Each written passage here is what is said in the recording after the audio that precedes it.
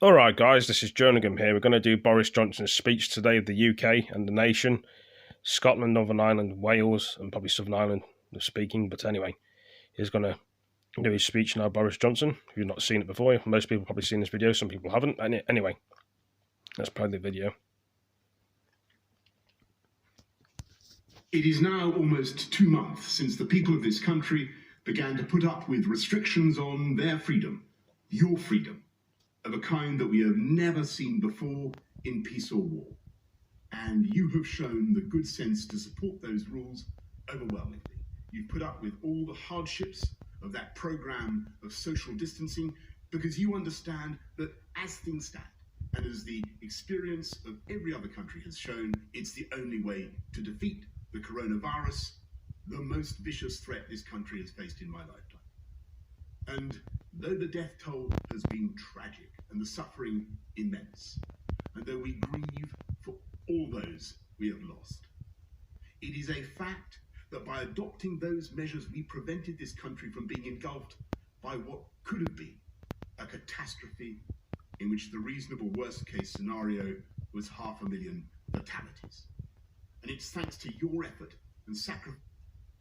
It's a very short video. I would have thought it was going to go on longer with Boris Johnson's speech, as you saw on there, unless we find another video of him talking.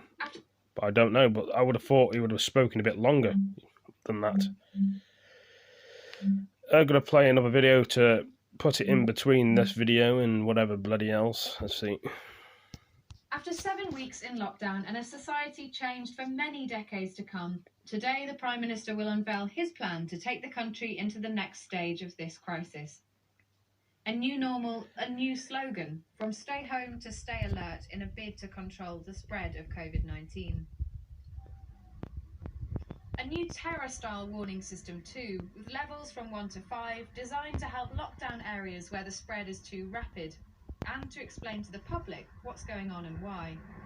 But anyone still pinning their hopes on restrictions being eased tomorrow will be disappointed. A series of small immediate changes and slower long-term shifts, if the data improves, are far more likely. So what can we expect? Garden centres could reopen and people encouraged to use open spaces as long as they distance themselves.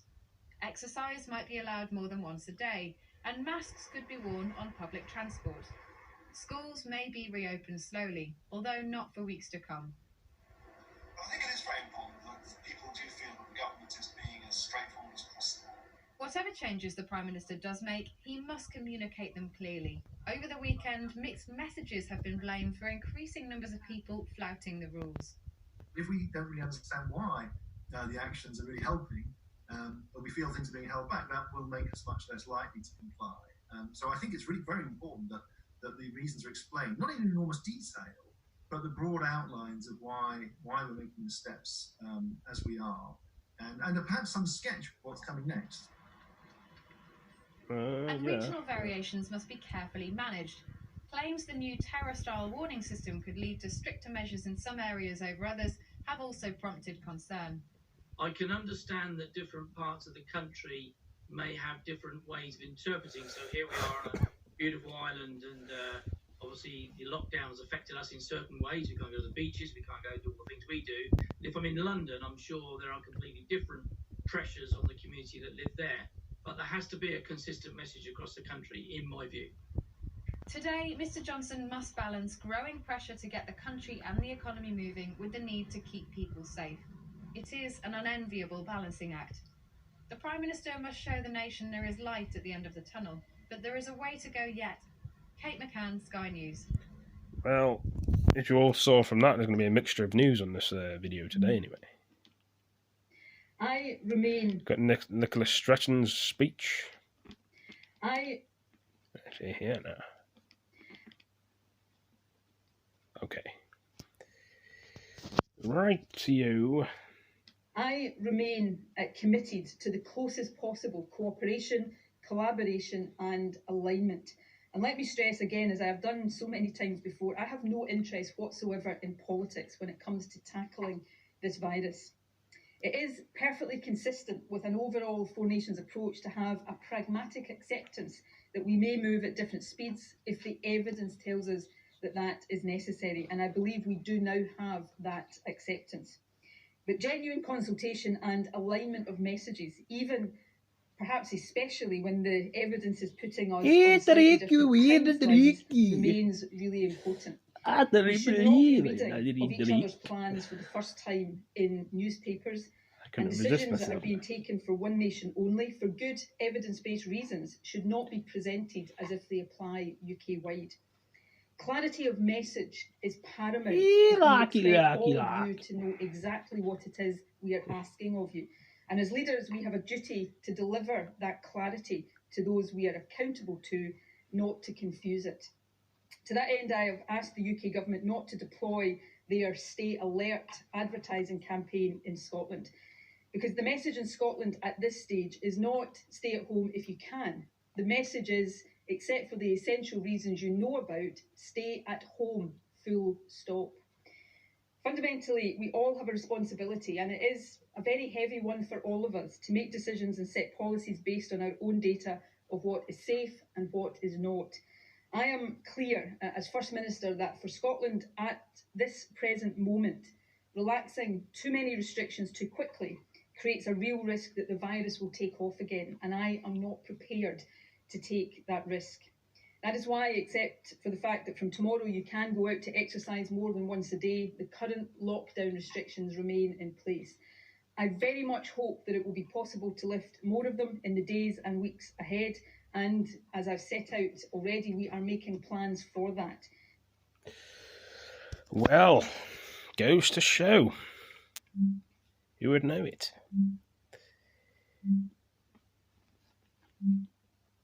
Let's thinking ahead of these things now. New apps, yes, thank you. Yesterday's news, today's news, and never no news. Good afternoon and welcome to today's Downing Street press conference. I'm pleased to be joined today by Professor Jonathan. This is yesterday's news, by the way. Let me start by updating you on the latest information from the government's COBRA data file.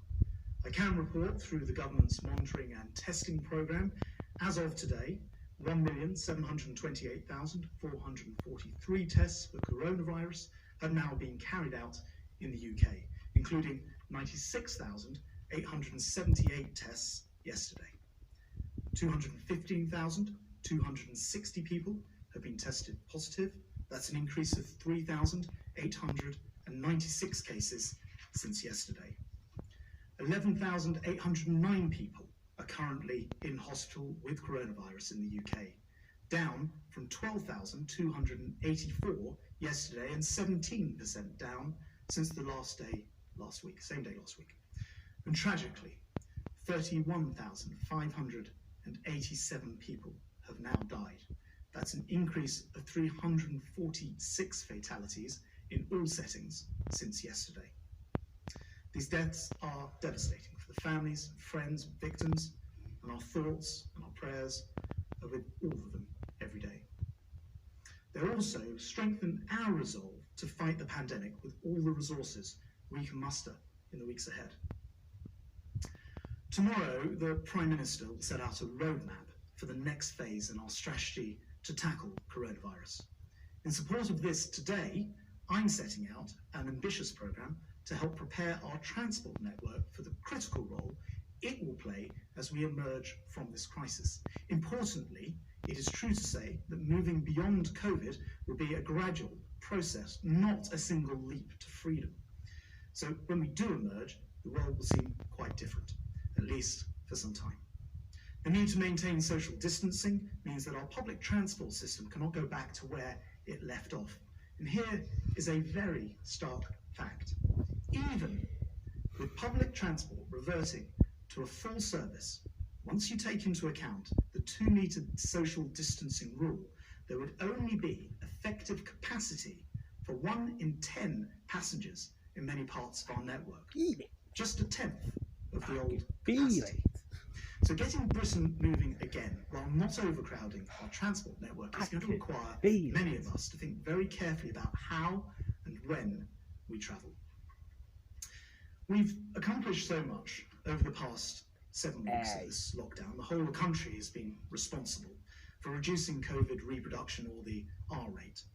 Millions of households across the UK have changed their behaviour for the greater good. Getting Britain moving again, whilst not overcrowding our transport network, represents another enormous logistical challenge. Yet, this is a problem which presents a health opportunity too, an opportunity to make lasting changes that could not only make us fitter, but also better off both mentally and physically in the long run. During the crisis, millions of people have discovered the benefits of active travel. By cycling or walking, many have been able to appreciate this remarkably warm spring, whilst sticking to the guidelines.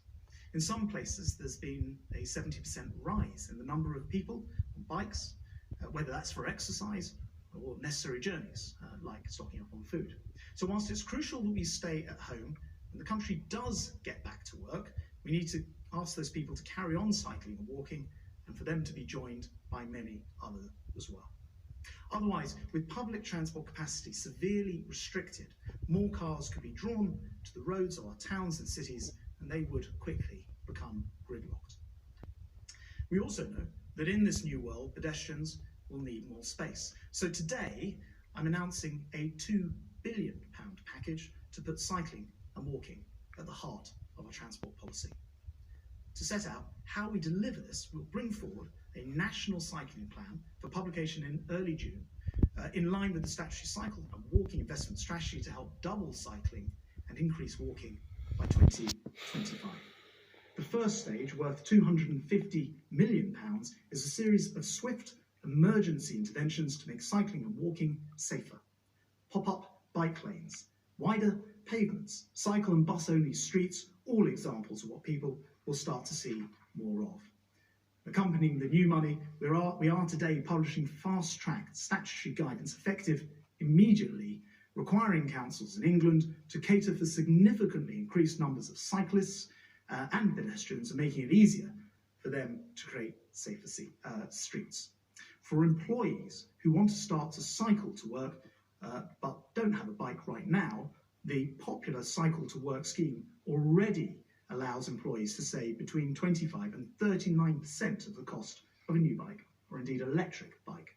There's been a huge increase in people using this scheme, and we'll work with employers to increase uptake even further.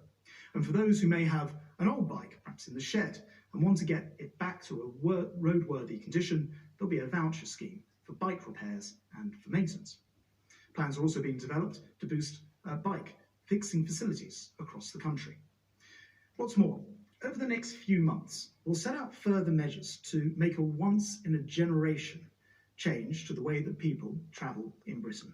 This will include tough new standards for cycling infrastructure, a new national cycling champion to inspire us, much closer links to the NHS with GPs prescribing cycling to help get us fitter, legal changes to protect vulnerable road users, at least one zero-emission city with its centre restricted to bikes and electric vehicles only, and the creation of long-term cycling programme and budget, just like we have already for our roads. There's clear evidence, not least from the time that the Prime Minister was Mayor of London, that making streets safe for walking and cycling is good for retailers, good for business, and very healthy for the economy. And in making these changes, our national recovery can also become a green recovery as a result. One of the few positive benefits of this crisis is drastically better air quality, the health benefits that brings. More than 20,000 extra deaths a year in the UK are attributed to nitrogen dioxide emissions. We want to try to preserve this cleaner air.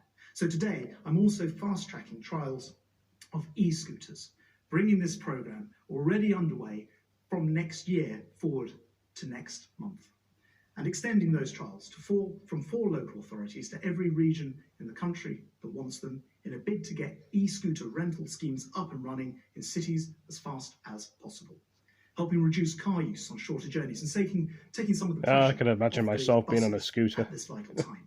These trials will help us assess the safety benefits together with their impact on New thing for spaces. 2020, bloody Now, we scooters. know that the car industry has, of course, been very badly hit during this crisis. But April's new sales figures showed us that for the first time ever, that the two biggest selling models were both electric vehicles. So to keep this quiet, clean car revolution going, I can also announce today £10 million of additional support for car charging points on our streets. The car will remain Give this video a like, thank you. As well as backing electric infrastructure. Therefore, we're also going to accelerate the filling of potholes that plague so many road users in all the forms. And just as new technology is changing the vehicles we use, so digital technology will help us be more informed about the choices we make to battle against COVID. At a time when transport demand could quickly become overwhelmed, the capacity not being there, we need urgent access to real-time travel information. It is crucial that we take advantage of the UK's digital expertise, therefore. With the right mobile apps, people can find out which parts of the transport network are overcrowded and avoid them.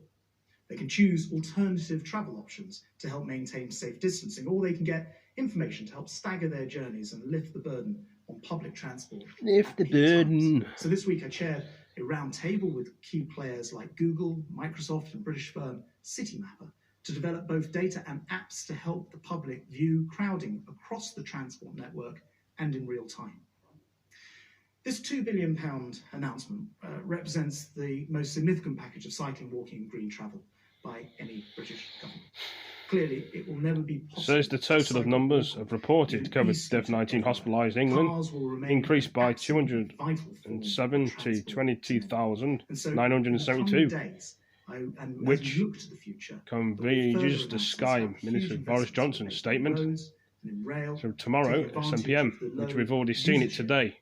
Boris Johnson's speech. This is yesterday's video I've forgotten to film. Finally, as we begin the process of preparing public transport to get Britain moving again, no one should underestimate the sheer scale of the challenge ahead. Even with every train, bus and tram fully restored to service, this will not be enough. Social distancing measures mean that everyone who travels will need to contribute to meeting this capacity challenge. Changing our behaviour is the single biggest thing that's beaten back this virus. The welcome fall we've seen in deaths is not only an achievement of the doctors and nurses and care workers, but everyone in the country for following the stay-at-home guidance. To reiterate, nothing I'm saying today changes this. But as we contemplate the future, we will have to carry on making changes, particularly after we leave our homes. Preventing overcrowding, which could lead to a second spike and more deaths, will be the responsibility of each and every one of us. So please, only travel when you need to. Well, that was very interesting, guys. And help prioritise essential workers. Girls. And let's all play our part in ensuring that we're able to get Britain moving safely again. Again. I'd like to now turn to Professor Jonathan Van Zandt. Moving and moving and moving. We must get it moving. So let's go to central London, where we can speak to the Community Secretary, Robert Jenrick. Thank you for being on the programme this morning, Mr. Jenrick. I just want to start with the government's new slogan, because when the government told us to stay at home, protect the NHS, save lives, everyone knew what that meant. It was very effective messaging. It worked. I have to be honest, now that stay at home has been replaced with stay alert, in practical terms, I don't really know what that means. Can you explain? Well, good morning, Sophie. And I think as we've now passed the peak of the virus, it's right that we update and broaden the message to the public. I think that's what the public want, and that they will be able to understand this message, which is that we should be staying at home as much as possible. But when we do go to work and go about our business, we need to remain vigilant. We need to stay alert. And that means things like respecting others, remaining 2 meters apart, washing your hands, following the social distancing guidelines, because the virus continues to be prevalent. Too many people are still dying of this, and we're going to have to live with it for a long time. Indeed. My point is slightly that stay alert is so vague, it's bordering on being meaningless. I mean, you could stay alert while staying at home, you could stay alert and go to work, you could stay alert while having 20 of your friends over for a party. Is there not a danger that this is so woolly that it could apply to anything? Well, I hope not. The message that the public have adhered to very well for the last few weeks of staying at home now does need to be updated. We need to have a broader message because we want to slowly and cautiously restart the economy and the country. This will be a cautious approach. So you want more people to go back to work? At 7 o'clock this evening. I won't preempt what the Prime Minister is going to say tonight. He's going to be setting out the roadmap for the weeks and months ahead, but it will be cautious. We're not going to take risks with the public. So I understand people are anxious about the future, but we want now to have a message which encourages people to go to work as we begin to ease some of the lockdown measures, to take advantage of those, but always to be cautious and to be alert. And that means, as I've said, continuing to adhere to the social distancing guidelines. And staying at home will still be an important part of the message, but you will be able to go to work and you will, in time, be able to do some other activities that you're not able to do today. Okay, I understand you probably don't want to preempt too much of what those other activities will be. We've all seen the pictures over the sunny bank holiday weekend of people stretching the rules of the lockdown, in some cases pretty clearly breaking the rules of the lockdown. Is this not really the time to ditch the stay-at-home message? Well, as I've said, staying at home will still be a very important part of our message to the public. But people will also need to go to work. They'll need to go and do essentials like buying food and medicines and looking after vulnerable people where it's necessary. And when they do that, they need to be responsible. And by and large, the vast majority of the public are being responsible today. That's why the message that we've had for the last few weeks has been relatively successful.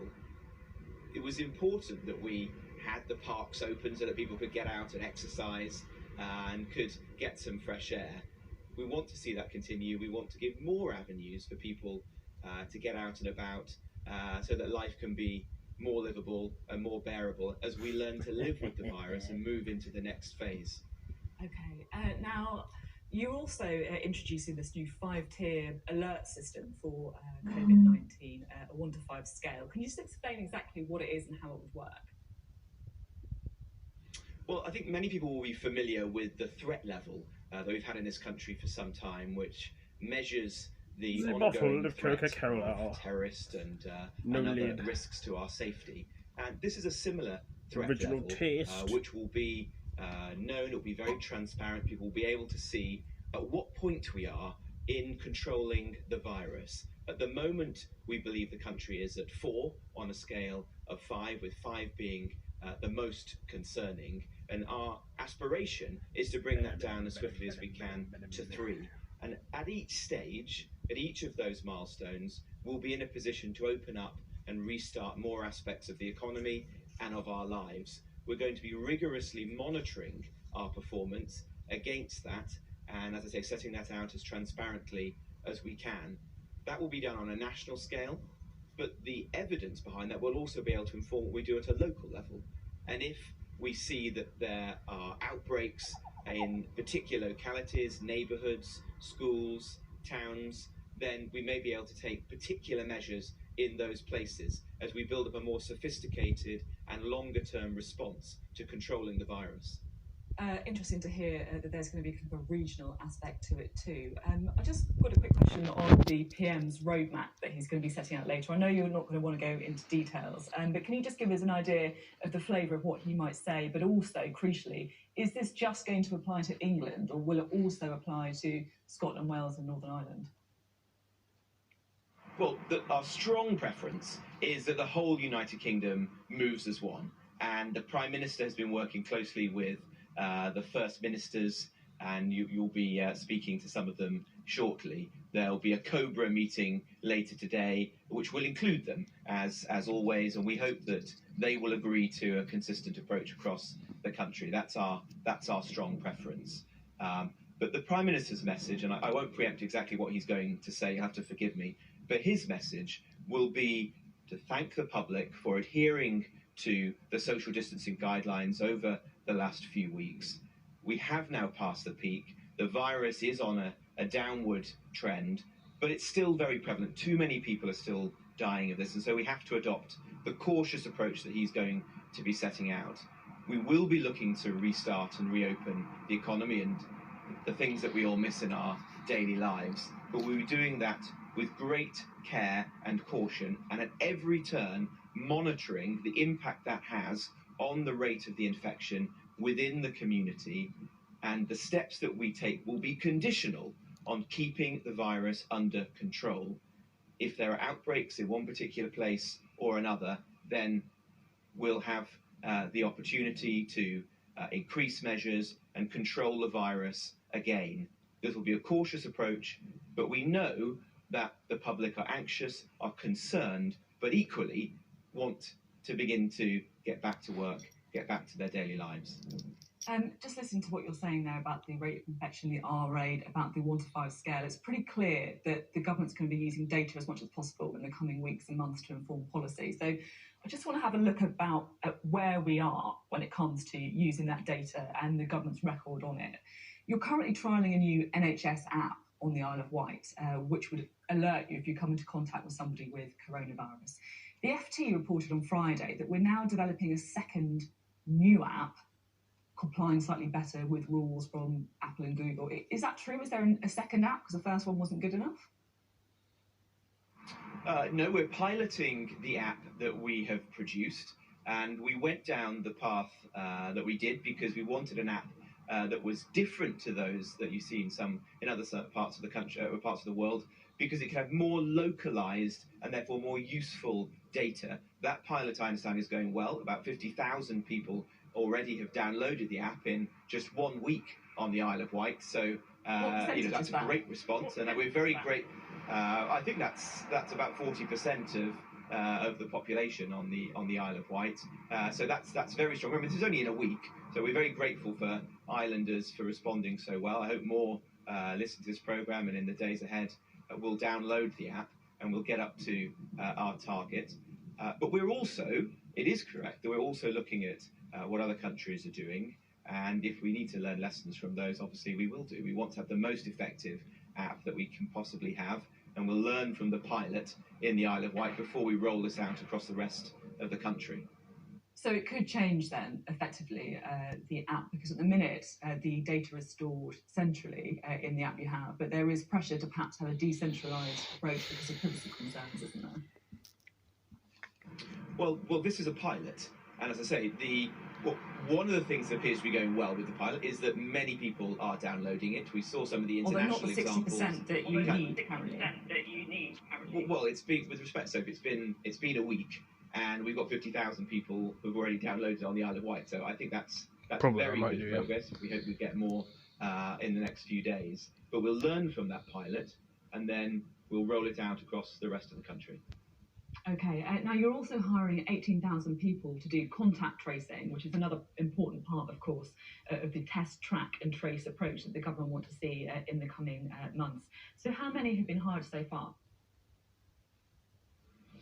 We don't have a figure, or I don't have a figure for that this morning, but we are hiring those individuals. We're building the network across the country. We're working now with local councils as well, so that we can use their expertise, the public health experts that they have as well. And that, with the pilot on the Isle of Wight and with the increasing capacity within testing, is building the network that we will need as an essential element of our strategy moving forward to control the virus and to have the best possible data as to its progress in all parts of the country. And we're going to be announcing later today, the Prime Minister will be saying more, that there will be a centre for biosecurity that will bring this data together, monitor the progress against the virus in all parts of the country, and inform our response if, as I say, we're able to move to the next level on the scale that we're setting out, or if there are particular places that might need more measures put in place to protect the public there and prevent an outbreak broadening beyond one neighbourhood or locality. Okay, pretty clear that the government doesn't want to tell us how many people have been hired so far for the contact tracing. How about the testing? Because that, of course, is another big part of it.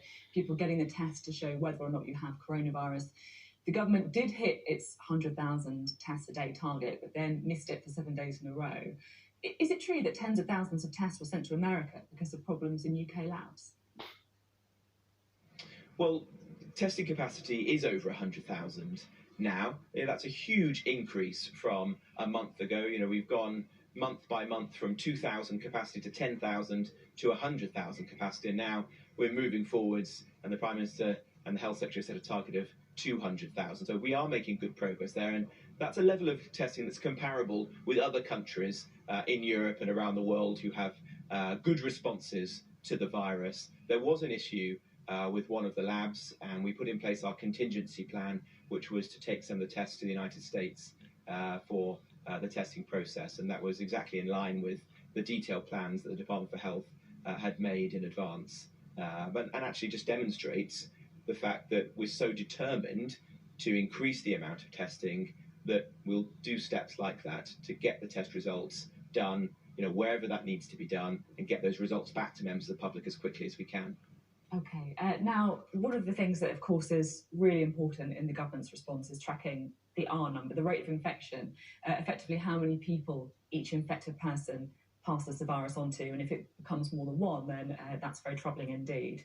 So some are asking whether or not that's ticked up in the last days, which is limited what the government can do. So can you just tell me what is the R number, and specifically, what is the R number in care homes? Well, the Prime Minister will set out more about the rate of infection and how we intend to monitor that later today. The R number is a range today. The last scientific evidence that I saw was it was between 0.6 and 0.9. There are different rates of infection within the community and within care homes, as indeed there are different rates of infection in different parts of the United Kingdom. So it's not quite as simple as just saying there's one R number for the whole country. But the important thing, as you say, is that we control the virus so that the rate of infection doesn't rise above 1 and then starts to grow so what is it exponentially. And that's at the heart of our strategy.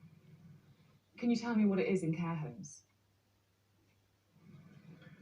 The R number is I don't have the exact figure for the R number within care homes, but we do believe that the rate we've passed or passing through the peak of the infection within care homes, and that we're starting to be on a downward trend within care homes. That's not to downplay what's happening in care homes, because it's a very challenging situation there, and that's why we're putting in place a comprehensive, coherent strategy for care homes, the testing of patients and residents, including the asymptomatic, new discharge policies so that the NHS doesn't bring people back to care homes unless it's clear that they're free of COVID, more personal protective equipment, and ensuring there's more support, both in terms of NHS, local council, and financial support for care homes across the country, so that we can wrap our arms around them in the days and weeks ahead.